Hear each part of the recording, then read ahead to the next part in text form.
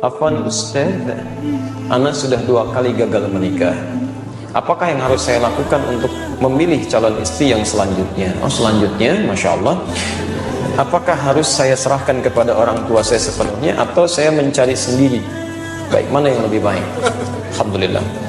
Baik, ada yang mau jawab? Ya, tidak usah ngarang ya, karena kita fokusnya pada Al-Quran, kita kembalikan pada Al-Quran. Silahkan Anda catat dulu dalilnya. Pertama, Quran surah ke-24 An-Nur ayat ke-26. Ikhtiarnya ada di Quran surah ke-49 ayat 13. Ayat 13. Baik, perhatikan kalimat Quran ini. Lihat hukum Allahnya ya. Al-khabithatu lil-khabithina wal-khabithuna lil-khabithati wat-tayyibatu lit-tayyibina wat-tayyibuna lit-tayyibat. Perhatikan hukum itu. Dalam hal berkehidupan itu kata Allah, maka dipasangkan yang buruk ketemu yang buruk lagi.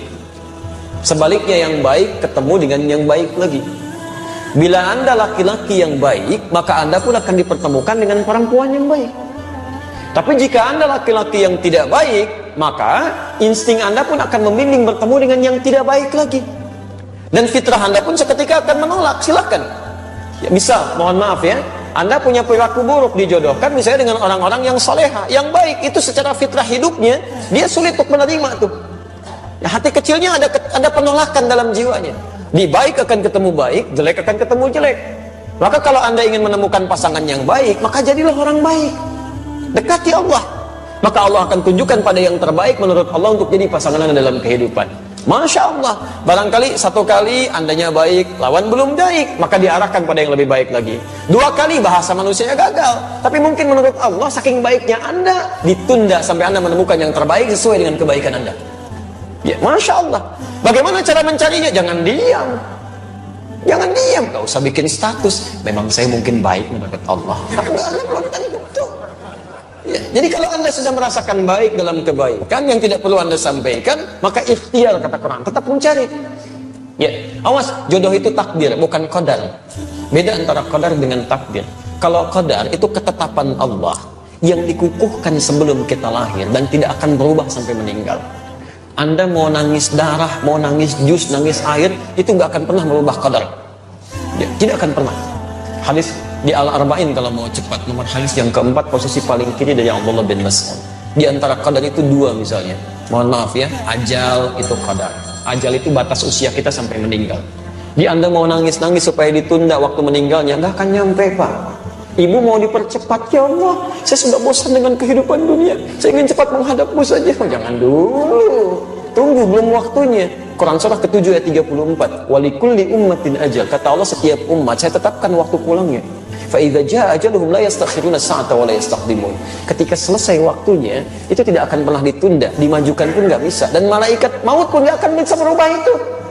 Malaikat maut nggak bisa. Ya. Begitu waktunya tepat, Ustaz Adi meninggal malam ini jam sekian, selesai.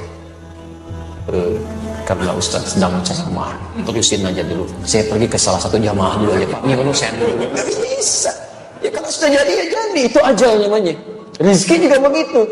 Tapi jodoh tidak, itu takdir. Takdir itu ketetapan Allah yang dikukuhkan berdasar ikhtiar makhluknya. Ikhtiar. Ya. Jadi kita harus ada ikhtiar dulu, baru Allah tetapkan, diberikan jalan. Nah, kadang-kadang ikhtiar kita keliru, di situ diberikan hidayah untuk menunjukkan pada ikhtiar yang benar. Maka jodoh persoalan ikhtiarnya di Quran surah ke-49 ayat 13. Lihat kalimatnya, ya ayyuhan nas, hei manusia. Persoalan jodoh itu terbuka bagi siapapun. Ikhtiarnya terbuka, ayo cari. Ya, hei ya ayyuhan nas. Nas di situ memberikan batasan, kalau Anda manusia, maka jodohnya pun manusia lagi. Disebutkan 241 kali dalam Al-Quran. Jadi jangan cari masalah, sudah jadi manusia pengen nyari jin lagi jodohnya. Itu yang keterlaluan. Kenapa Pak ada kereta kencana di sini? Oh, itu istri saya. Memang Anda nggak bisa lihat. Siapa Pak? Nyai Roro Kidul itu. Oh, Roro Kidul. Masya Allah. Ya, jadi nggak usah macam-macam lah gitu ya. Jin dengan jin lagi, manusia dengan manusia lagi, binatang dengan binatang lagi, selesai. Ya ayuhan nas, hei manusia, cari jodoh di kalangan manusia. Inna khalaqnakum min dzakarin wa untha. Kami ciptakan aturan kedua, lelaki dan perempuan. Jadi jodoh Anda itu adalah jodoh yang berlawanan jenisnya, laki-laki ketemu perempuan. Hati-hati, ini aturan umum ini. Jadi nggak bisa kalau ada laki-laki ketemu laki-laki, bukan jodoh namanya. Joni itu. Perempuan dengan perempuan itu bukan jodoh juga. Maaf ya, tidak harus menjadi manusia untuk memahami seperti itu. Binatang saja mengerti. Silahkan cek itu saat Idul Adha. Al-Ihsan membeli kambing, Masya Allah, disimpan di situ. Kambing itu karena nggak punya nilai takwa, punyanya cuma nafsu, sedangkan nafsu membawa kepada amarah yang tidak baik. Quran surah 12 ayat 53. Innan nafsa la'ammaratun bisu.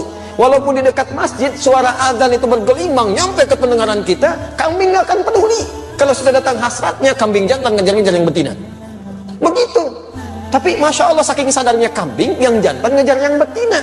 Sampai hari ini saya belum pernah temukan, dan tidak ada artikel ilmiah mengatakan kambing jantan mengejar yang jantan lagi, kambing betina nunggu-nunggu dikerjain sama kambing betina lagi. Demi Allah saya katakan, tidak ada istilah sampai hari ini kambing lesbi, sapi homo misalnya. Dan Anda bisa tertawa tuh. Kenapa Anda tidak menertawakan manusia-manusia yang homo dan lesbi untuk dia kembali pada kebaikan? Itu poin yang harus kita ambil. Jadi dengan beda ini, itu baru jodoh.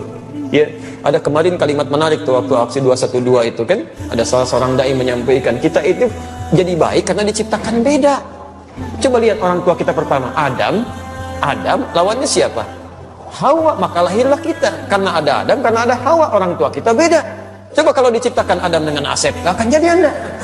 Ya, Hawa dengan Siti, jadi Siti Hawa, cuma dua itu aja gak akan nyambung. Jelas ya? Nah, ketika Anda merasa beda, cari pasangannya. Di mana? Syu'ubah wa qabaila. Syu'ubah, cari tempat yang beda-beda komunitasnya. Masya Allah, beda RT. Gak ketemu satu RT, kata Allah cari di beda RW.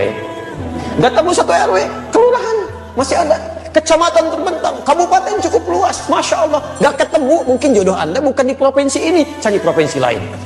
Gak ketemu, saking hebatnya Anda, jodoh Anda bukan orang Indonesia, mungkin orang Malaysia. Gak ketemu, mungkin orang Afrika. Dan itu sampai ke ujung bumi masih ada. Bahkan waqabail, mungkin RT-nya sama, tapi sukunya mungkin beda. Kamu nyari di suku ini, kata Allah bukan yang ini jodoh kamu, mungkin cari di yang lain. Cari sampai dengan ketemu. Masa iya semuka bumi nggak ada yang cocok dengan Anda? Kalau nggak cocok, mungkin bidadari jodoh Anda itu ya. Tunggu itu sampai dengan kebaikan-kebaikan tercipta. Insya Allah diberikan kebaikan-kebaikan sepanjang ada ikhtiar di situ. Tapi ingat, aturan ikhtiar itu diikat dengan nilai terakhir. Inna akramakum indallahi atqakum. Yang terbaik di sisi Allah bukan yang menghadirkan suasana mencari jodoh dengan cara yang buruk, tapi dengan cara yang takwa. Ta'aruf itu. Kenali dengan baik, lihat batas-batas agama, jangan langgar itu. Ada setan itu, hati-hati. Setan hati-hati. Ya, setan rumah tangga itu, bahkan dia menggoda sebelum Anda disatukan. Namanya dasim. Perempuannya disebut dasim, itu Anda yang tahu. Ya. Itu isyarat godaannya di Quran surah kedua ayat 102, posisi paling kiri itu, di pertengahan, dari atas sampai ke tengah itu. Ya, yufarriquna bihi bainal mar'i waz zawji. Setan ini tugasnya memecah belah kehidupan rumah tangga. Mukallah. Kalau sudah menikah, tapi kalau belum menikah Pak, Ibu, itu dibuat bermaksiat. Dibuat bermaksiat. Silahkan cek. Akan belum dilangsungkan, lamaran aja belum, tiba-tiba dibuat saling dekat supaya maksiat. Naik beca, sebeca, berdua, seakan-akan beca milik bersama, tukang beca nggak ada, itu aja gitu. Tapi setelah menikah, Allahu Akbar, dibuat pecah tuh. Ya supaya maksiat aja. Nggak ada yang paling buruk kecuali pasangan masing-masing. Nyampe. Masya Allah, yang lain jadi baik. Pada suami, pasangan sendiri, istri sendiri, kalimat-kalimat jadi berubah. Pak, ngantar anak dulu ya, istrinya. Ya udah sana, istri orang. Ngantar anak bu. Masya Allah, lembutnya luar biasa. Ya, Pak, nih makanan udah siap. Ini tehnya, ini kopinya. Ya udah mah. Suami orang. Teh apa kopi Pak? Masya Allah gitu ya. Lembut sekali. Bisa nggak dipraktekkan dalam kehidupan itu? Itu tidak mudah kalimat demikian. Ya. Jadi, nah itu yang kiranya bisa dihadirkan teman-teman sekalian.